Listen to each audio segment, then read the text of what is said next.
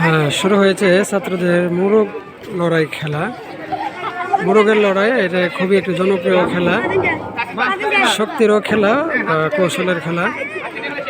ছোটবেলায় তো আমরাও খেলেছি, আপনারাও খেলেছেন।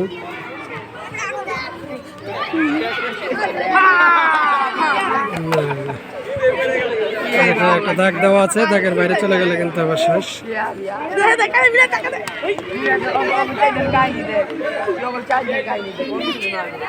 দেখা যাক শেষ পর্যন্ত কারা থাকে। একটু বয়সে ডিফারেন্স হয়ে গেছে, ছোট বড় হয়ে গেছে, ছোট বড় আছে।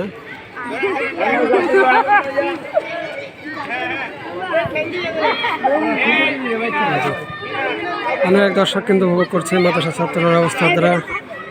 কিছু গার্ডিয়ানরা আছে, আশেপাশে কিছু লোকজন আছে। মোরগের লড়াই খেলাটা হচ্ছে।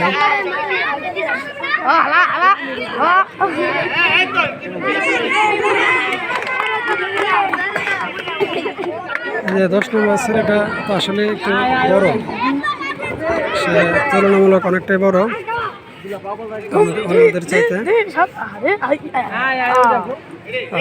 তো 5 জন আছে, 5 জনের মধ্যে কে ফার্স্ট হয় সেটা দেখার বিষয়। আরেকজন পড়ে গেছে, এখন আছে 4 জন। 4 জনের মধ্যে সেটা দেখার বিষয়।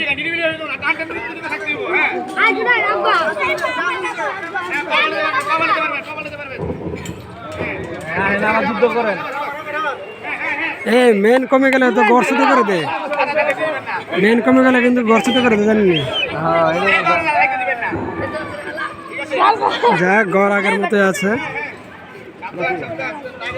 দেখা যাক 4 জনের মধ্যে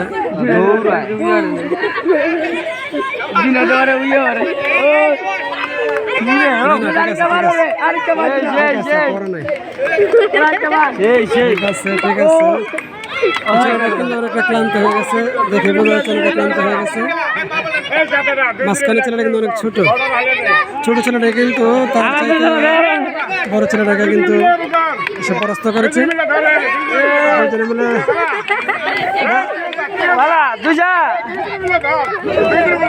বলে দিলে হবে না, বলে দিলে হবে না।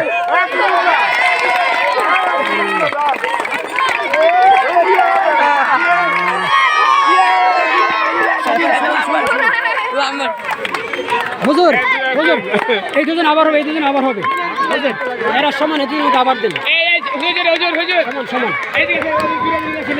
এরা দুজন সমান, একবারে আবার আবার আবার দিতে হবে। দুইজন এরা একসাথে বসে আবার দিতে হবে। নির্ণয় করা একসাথে হয়েছে।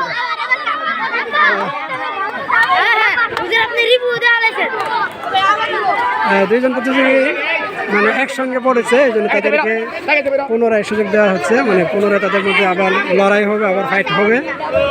দেখা যাক, ছোট করে দেবেন, ছোট করে দেবেন। এই দুইজনের মধ্যে আবারও হচ্ছে। ফার্স্ট হয়েছে, বয়সে তার চাইতে ছোট হয়ে কিন্তু ফার্স্ট হয়ে গেছে। তো আছেন